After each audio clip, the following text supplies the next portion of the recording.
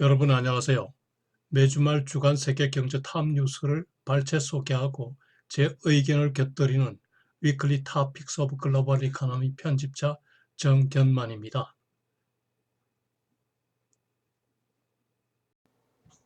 네, 6월 16일 위클리 토픽스 오브 글로벌 이코노미는 4건의 뉴스를 발췌 요약하였습니다. 오늘의 토픽 뉴스는 600 companies including Walmart, Costco, and Target want Trump on tariffs, 즉 미국의 600여 소매업체, 제조업체, 기술회사 및 농업협회 등이 연명으로 트럼프 대통령에게 대중국 관세 부과를 철회하고 무역전쟁 종결을 촉구하는 서신을 발신하였다는 CNN 뉴스입니다.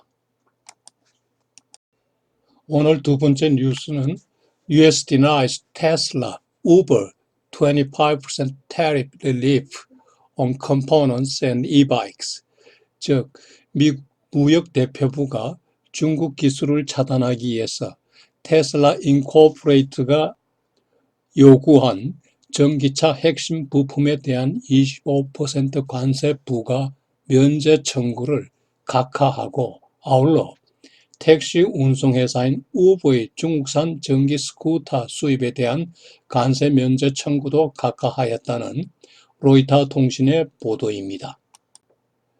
세 번째 뉴스는 Business conditions are at their worst level since 2000 financial crisis, says Morgan Stanley. 즉, 미국의 기업 환경 지수 모간 스탠리 비즈니스 컨디션 인덱스가 지난 5월 중에 32포인트나 하락, 2007년 8년의 금융위기 이래로 최저 수준으로 추락하였다는 마켓워치 보도 내용입니다. 네 번째 뉴스는 US government posts $208 billion deficit in May, 즉 미국 정부의 5월 중 재정 적자가 예상보다 훨씬 많은 2,080억 불을 기록, 5월 기준으로 유사일의 최고를 기록하였다는 로이터 통신 보도 내용입니다. 네, 오늘의 첫 번째 뉴스, 600 companies including Walmart, Costco, and Target want Trump on tariff에 관한 CNN 보도 내용입니다. 지난 목요일 600여 개 소매업체, 제조업체, 기술회사 및 농업회사 등이 트럼프 대통령에게 대중국 관세 부과를 철회하고 진행 중인 무역전쟁을 종결을 촉구하는 레터를 발신하였습니다. 이 서신은 월마트, 코스트코, 타겟, 갭 등이 연명으로 작성한 것으로 중국 상품에 대한 관세 부과가 미국 경제에 해를 끼치고 일자리 감소와 수백만 소비자를 해친다고 경고하는 내용입니다. 에스컬레이트된 무역전쟁이 국가 이익에 반하고 양국에 모두 손실이 될 것이라고 주장하는군요. 지난 5월 트럼프 정부는 2천억 불 상당의 중국 제품에 대해서 관세율을 10%에서 25%로 인상하였는데 트럼프는 추가로 3천억 불 중국 제품에 대하여도 관세 부과를 경고하였습니다.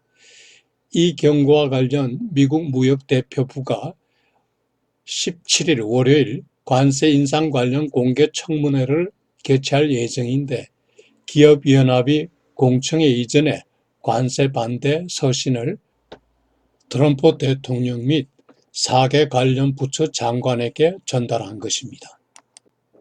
제 생각을 말씀드리면은 미국인들이 대체로 정부의 대정책에 잘 호응하는 성향인데 무역전쟁과 관련해서는 반대 목소리가 나오기 시작하는군요. 무역전쟁으로 인한 불이익이 피부에 와닿기 시작하는 모양입니다. 트럼프가 이런 기업들의 경고 조치를 무시하고 추가로 3천억 불에 대한 관세 부과 조치를 착수할 수 있을까요? 600여 기업 협회 등이 연명으로 트럼프 대통령에게 보낸 서신입니다. 무역대표부 장관, 재무부 장관, 상무부 장관, 농업장관, 국가경제위원장에게도 함께 발신하였군요. 네, 두 번째 뉴스는 US denies Tesla, Uber 25% tariff relief on components and e-bikes. 즉 미국 무역대표부가 테슬라와 우버가 요청한 25% 관세 면제 청구를 각각 기각하였다는 로이터 통신 보도입니다. 미 무역대표부는 테슬라의 모델 3용 컴퓨터 및 중앙 스크린에 대한 관세 면제 청구가 이 두 부품이 중국의 제조 2025, Made in China 2025에 전략적으로 중요하게 관련되어 있기 때문에 불허한다고 밝혔군요. 무역대표부는 지난 5월에도 테슬라의 자동주행 브레인에 대한 관세 면제 요청을 기각한 바 있다고 하는군요. 이 보도를 보며 생각나는 것은 중국과 스플라이 체인 관계, 즉 중국 부품을 수입하여 완제품을 생산하는 다수 미국 기업들이 25% 고율 관세로 인해 비용이 상승하고 매출 감소와 수익성 악화를 초래할 것으로 보이는군요. 부품 공급선을 변경하기가 사실상 매우 어려운 상황이기 때문에 이로 인한 기업 활동 위축도 불가피하다고 생각됩니다. 트럼프의 무역 정책이 과연 미국 경제에 유효적절한가에 대한 의구심이 드는군요. 세 번째 뉴스는 Business conditions are at their worst level since the 2008 financial crisis. 머니마켓 보도 내용입니다. 미국의 기업 환경을 측정하는 모간 스탠리의 Business Conditions Index가 지난 5월 중에 32포인트나 하락, 2007년, 2008년 금융위기 이래 최저 수준으로 하락하였군요. 중국 및 인근 국가들과의 무역전쟁, 그리고 5월에 악화된 고용보고서가 기업 리더들의 확신을 손상시키고 이로 인해 기업 전략 수립이 곤란해지고 스플라이 체인도 변경하기 어려워지는 등 6월 중 기업 할장 활동이 거의 중지된 상태라고 하는군요. 오늘 마지막 네 번째 뉴스는 US government posts $208 billion deficit in May입니다. 즉 미국 정부의 5월 중 재정 적자가 예상보다 훨씬 많은 2,080억 불로 5월 기준으로는 유사일의 최고라고 하는군요. 요인은 세입은 약간 증가한 데 반해 세출은 군비 및 메디케어 등 사회보장 지출이 크게 증가했기 때문입니다. 올해 1월부터 5월까지 적자 누계는 7,390억 불로 작년 동기간에 비해서 38.9% 증가한 수치입니다. 이 보도와 관련 제 생각을 말씀드리면은 트럼프노믹스의 부정적 효과가 점점 가시화된다는 느낌입니다. 감세, 재정지출 확대, 규제 완화를 주 내용으로 하는 트럼프노믹스의 부정적 영향이 점점 드러나기 시작하는 거죠. 네, 이상으로 금주 위클리 토픽스 해설은 끝내겠습니다. 그리고 지난 주말에 약속드린 바와 같이 무역전쟁에 관한 제 생각을 종합적으로 말드리겠습니다.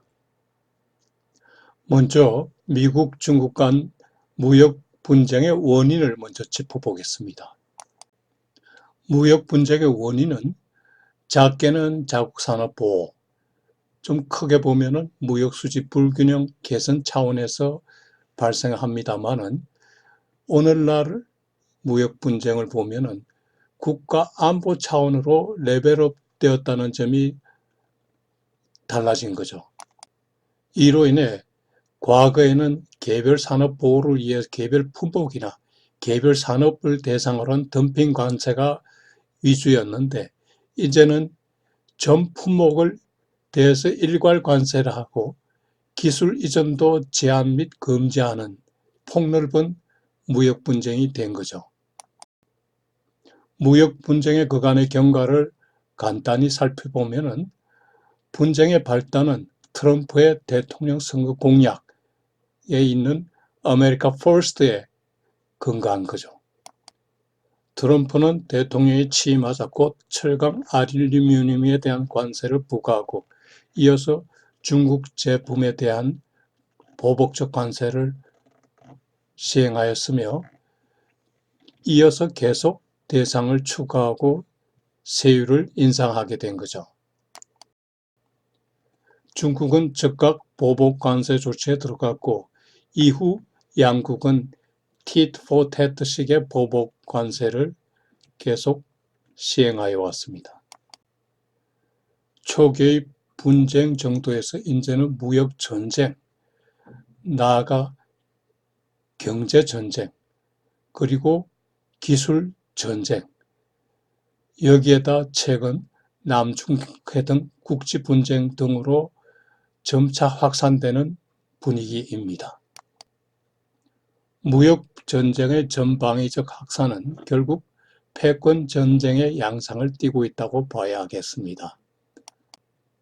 즉 미국이 중국을 월드 이코노믹 프라이머시 도전자로 간주하게 되고 중국은 물러설 수 없는 상황이 되었기 때문에 이제는 양국 간의 극한 상황도 예상할 수 있는 단계가 되었다고 생각됩니다. 양국이 소위 터시드 아이스트랩, 투키디데스의 함정에 빠져들어가고 있다는 느낌이 강하군요. 참고로 투키디데스가 기록한 펠로폰네소스 전쟁을 보면은 패권국 스파르타와 도전국 아테네 간의 전쟁이 3차에 걸쳐 28년간 지속되었습니다. 결국은 기존 패권국 스파르타가 도전국 아테네를 이겼습니다마는 스파르타도 곧 망하게 되죠. 그 결과 그리스 문명도 쇠퇴하게 되었던 것입니다. 여기서 우리는 트럼프와 시의 무역전쟁 전략을 한번 비교해 볼 필요가 있겠군요. 먼저 트럼프의 입장과 전략을 보면은 트럼프의 지상과제는 2020년 대통령 선거 재선입니다. 2016년에 이미 아메리카 퍼스트를 통해서 대중 강경 노선이 당선의 효자임을 알았죠. 따라서 2020년에도 이 전략을 사용할 터인데 제가 보기에는 이 전략이 어필할 가능성이 낮아 보이는군요.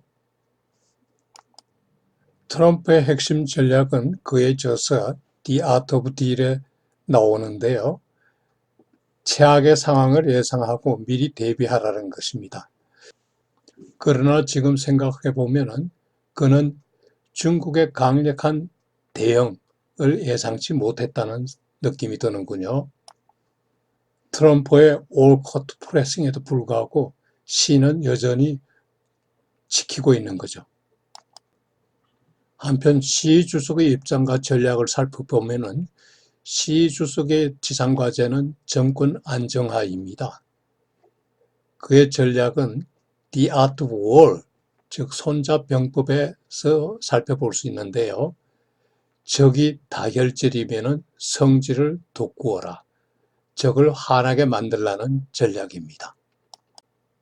시는 트럼프의 계속된 공세에도 묵묵부답하면서 이웃의 친중국 만들기를 추진하고 있는 거죠.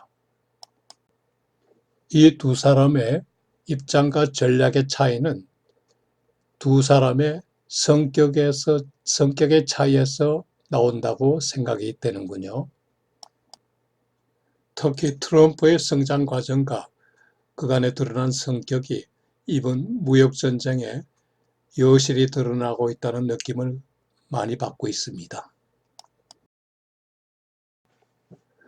이제 이번 무역전쟁의 승자 그리고 패자는 누가 될지 한번 살펴보죠. 단기적으로는 IT 첨단 기술이 부족한 중국이 불리한 것은 사실입니다. 당장 후아웨이의 5G 등 관련 산업에 치명적 손실이 가능한 건 사실이죠. 그러나 상대가 쓰러질 만한 결정타가 별로 없다는 게 문제입니다. 트럼프가 very easy라고 말했지만은 결코 중국이 쉬운 상대가 아닌 거죠. 따라서 이제 장기전 돌입이 불가피한 상황입니다. 그런데 장기전에 들어가면은 중국보다 미국이 더 불리하다는 게 제 판단입니다. 즉, 향후 미국의 소매업체, 제조업체, 소비자, 농민 등의 반발이 이어질 것이고 또 스플라이 체인 관계에 있는 기업들의 피해가 확산될 것입니다. 이로 인해 실업이 발생하고 투자와 생산이 위축될 것입니다. 무엇보다 트럼프 리세션이 우려된다는 것입니다.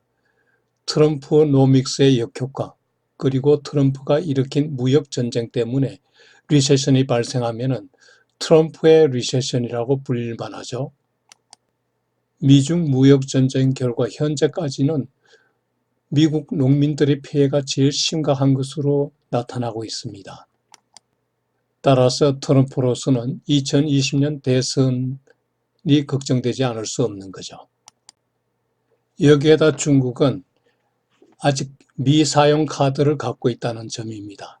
즉, 희토류를 수출 금지한다든가 미국채를 매각한다든가 환율을 조작할 수 있다는 그런 미사용 카드가 있다는 점이 이러한 이유 때문에 중국의 시 주석은 묵묵히 침묵을 지킬 수 있지만은 미국 트럼프는 안달이 나는 거죠. 그러나 무역 전쟁에는 승자가 있다기보다는 모두 루즈라고 생각이 됩니다. 무역 당사국은 모두 수출 감소, 소비 감소, 투자 감소에 의한 성장률 둔화가 예상되고 관세로 인한 소비자 물가 상승으로 국민적 고통이 뒤따르게 되는 것입니다. 특히 글로벌 이코노미 침체도 걱정되는군요. 미중 무역 전쟁과 관련해서 한국의 대응 전략도 한번 살펴보죠. 먼저 양국과 한국과의 관계를 한번 살펴보죠. 미국의 경우 역사적으로 6.25 때 피의 혈맹이고 그리고 1882년 조미 수호 통성조약이 맺혔는데 이 조약이 사실은 조선이 맺은 최고의 평등조약이라는 겁니다. 경제 관점에서 보면은 우리가 어려울 때 유무상 원조를 많이 해줬고 그리고 그 후 고도 경제 성장 과정에서 많은 도움을 받았다고 생각이 됩니다. 지금도 제2의 교육 상대국이죠. 중국의 경우 역사적으로 보면은 사실 병자호란 이후에 조선은 중국의 준속국이라고 할 수 있죠. 오늘날 경제적으로 보면은 중국은 한국의 최대 무역 파트너입니다. 작년도 한국 총 수출액 6,048억 불 중에 26.8% 비중, 미국은 12.0%군요. 그리고 작년도 한국의 총 수입액 5,353억 불 중 19.9% 비중, 미국은 11.0% 비중이군요. 무엇보다 작년도 한국의 무역 수지 흑자 698억 불의 80% 비중이군요. 대단히 고맙군요.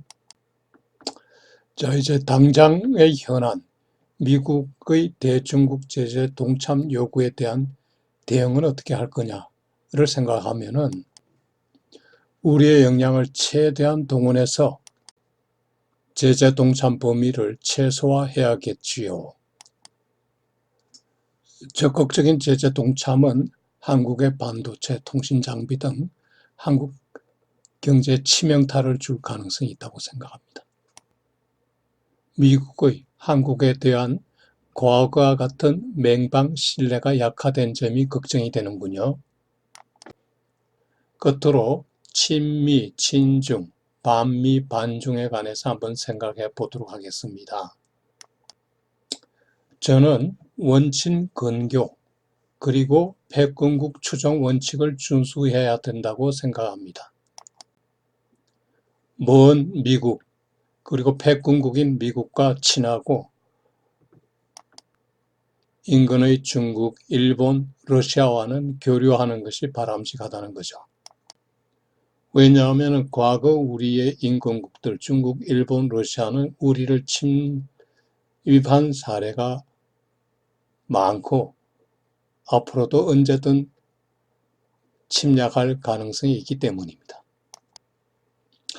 G2 중국과 관련해서는 더 이상 친중, 반중을 따지기보다는 극중이 필요하다. 즉 중국을 알고 극복하자는 미래지향적 접근이 필요하다는 생각입니다.